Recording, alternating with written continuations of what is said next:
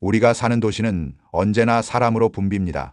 출근길 지하철은 숨이 막히고 도로는 차로 가득 차 있죠. 그래서 우리는 흔히 이렇게 생각합니다. 지구는 좁고 사람은 너무 많다. 하지만 지도를 펼쳐보면 전혀 다른 사실이 드러납니다. 영국 사우샘프턴 대학교 연구팀이 제작한 인구밀도 지도를 보면 전 세계 육지의 약 40에서 50%가 사실상 무인지대로 남아있다는 사실이 드러납니다. 즉, 축구장 140개 크기에 땅에 단 한 명도 살지 않는 지역이 지구에 이렇게 많다는 것이죠. 그렇다면 질문이 생깁니다. 이 땅들은 정말 사람이 살 수 없어서 비어 있는 걸까요? 아니면 살 수 있는데도 사람들이 선택하지 않은 걸까요? 첫째 이유는 추위입니다. 러시아의 시베리아, 북캐나다, 그린란드, 그리고 남극은 겨울철 기온이 영하 50도 아래로 떨어집니다. 이 지역은 영구 동토층 벌마프로스트 국토 대부분을 덮고 있습니다. 땅이 얼어있으니 건물을 지으면 쉽게 무너지고 상수도가는 금세 터집니다. 농사 역시 불가능에 가깝죠. 역사적으로도 시베리아는 사람이 살기보다는 유배지로 쓰였습니다. 러시아 제정 시절부터 소련 시기까지 반체제 인사들이 끌려갔던 곳이 바로 이 시베리아였습니다. 지금도 시베리아 동부는 국토의 3분의 2가 비어 있습니다. 둘째는 건조한 기후입니다. 연 강수량이 100mm도 되지 않는 초건조 지역은 사람이 버티기 어렵습니다. 사하라 사막, 고비 사막, 아라비아 내륙, 그리고 호주 내륙이 대표적입니다. 호주의 경우 특히 흥미로운데 국토의 85%가 비어 있다는 말이 나올 정도입니다. 정확히 말하면 호주 인구의 85% 이상이 해안가 50km 이내에 몰려 살고 내륙은 거의 사람이 살지 않습니다. 내륙은 바위와 모래로 이루어진 평원에 기후도 불규칙해 정착과 농업이 어렵습니다. 셋째는 고산지대입니다. 히말라야, 티베트 고원, 안데스 산맥처럼 해발 4,000m가 넘는 곳은 산소가 부족합니다. 사람이 적응할 수는 있지만 농업도 힘들고 교통 인프라를 놓기도 어렵습니다. 티베트 고원의 평균 인구 밀도는 가로, 세로 1km 크기에 땅에 사람 3명 정도만 살고 있을 정도로 낮습니다. 예외적으로 볼리비아 라파스 해발 3,600m, 페루 쿠스코 해발 3,400m 같은 도시는 고산 적응을 통해 사람이 살아가고 있지만 인구 밀도는 여전히 낮습니다. 넷째는 정글과 습지입니다. 아마존, 콩고 분지, 뉴기니처럼 숲이 울창한 곳은 오히려 정착하기 어렵습니다. 땅이 질어 건물을 짓기도 힘들고 말라리아나 댕기열 같은 풍토병이 쉽게 퍼지죠. 그래서 풍부한 자원에도 불구하고 사람이 거의 살지 않습니다. 그러나 모든 빈 땅이 극한 환경 때문만은 아닙니다. 충분히 사람이 살 수 있음에도 텅 비어 있는 곳도 있습니다. 포르투갈이 대표적입니다. 해양 강국이자 관광지로 유명하고 기후도 온화하지만 내륙 지방은 붉게 표시됩니다. 젊은 세대가 일자리를 찾아 리스본이나 포르투로 떠나면서 내륙 농촌은 고령화되며 인구가 크게 줄었습니다. 사람이 살 수 있는 환경임에도 사회 구조가 사람을 밀어낸 것입니다. 뉴질랜드도 흥미로운 사례입니다. 국토 면적은 약 27만 제곱킬로미터로 한국보다 2배 조금 넘게 넓습니다. 하지만 인구는 약 530만 명에 불과해 땅의 크기에 비해 사람이 아주 적게 살고 있습니다. 게다가 인구의 절반 가까이가 오클랜드, 웰링턴, 크라이스트처치 같은 도시 몇 곳에만 몰려 있습니다. 국토가 크지만 인구 자체가 적다 보니 내륙은 자연스럽게 비어 있게 된 것이죠. 몽골 역시 국토 대부분이 비어 있습니다. 한국의 16배에 달하는 땅을 가졌지만 인구는 340만 명 정도에 불과합니다. 게다가 인구의 절반 이상의 수도 울란바토르에 집중되어 있습니다. 몽골은 유목 문화가 발달하면서 정착 마을이 뿌리 내리지 못했고 지금도 광활한 국토는 흩어진 거주지로만 남아 있습니다. 남아프리카 공화국도 마찬가지입니다.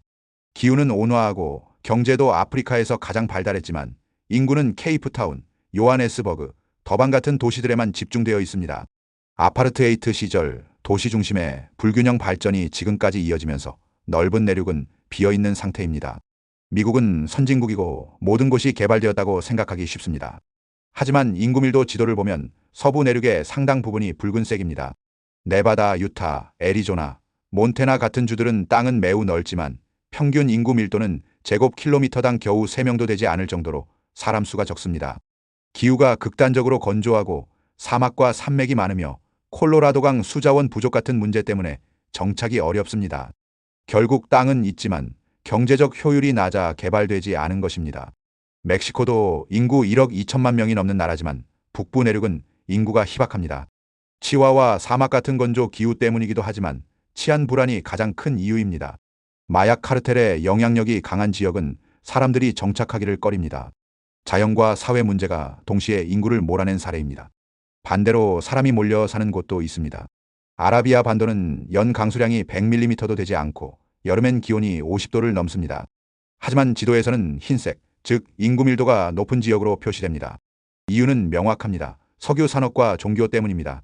석유 단지는 단순한 산업시설이 아니라 근로자와 가족이 함께 거주할 수 있는 도시 인프라를 만들었고, 메카와 메디나는 전 세계 무슬림들의 순례지입니다. 캐나다도 흥미롭습니다. 국토 대부분이 비어 있지만 인구의 80% 이상이 미국 국경 160km 이내에 삽니다. 북쪽은 겨울이 길고 혹독하기 때문에 남쪽 국경 근처에 정착지가 발달했습니다. 역사적으로도 유럽인들이 처음 정착한 곳이 이 지역이었고, 산업화와 철도가 이 일대에서 시작되었습니다. 러시아 역시 국토의 77%가 우랄 산맥 서쪽, 즉 유럽 쪽에 몰려 있습니다. 그래서 러시아는 언제나 서쪽 국경에서 침략에 취약했습니다. 몽골 제국, 나폴레옹, 나치 독일까지 대부분의 침략이 서쪽에서 시작된 것도 이 때문입니다. 이 불안이 바로 러시아가 우크라이나를 포기하지 못하는 이유이기도 합니다. 최근 들어 빈 땅은 다시 주목받고 있습니다.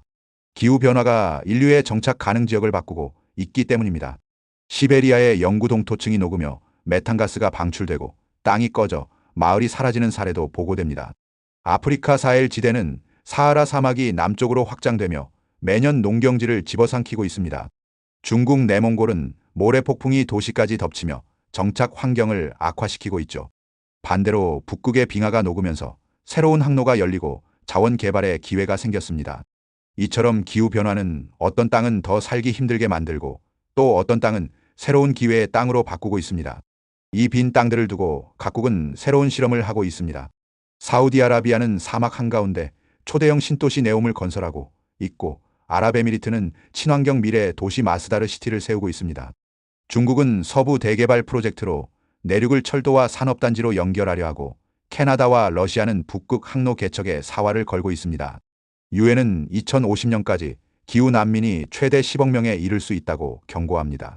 그렇다면 지금 비어있는 땅들이 언젠가는 인류의 새로운 정착지가 될지도 모릅니다. 지구는 좁지 않습니다. 우리가 사는 공간이 좁게 느껴지는 건 인류가 특정 지역에만 몰려 살기 때문입니다.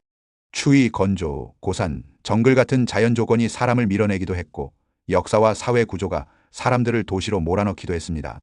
결국 지구 절반은 아직 비어 있습니다. 문제는 그 땅을 어떻게 바라볼 것인가입니다.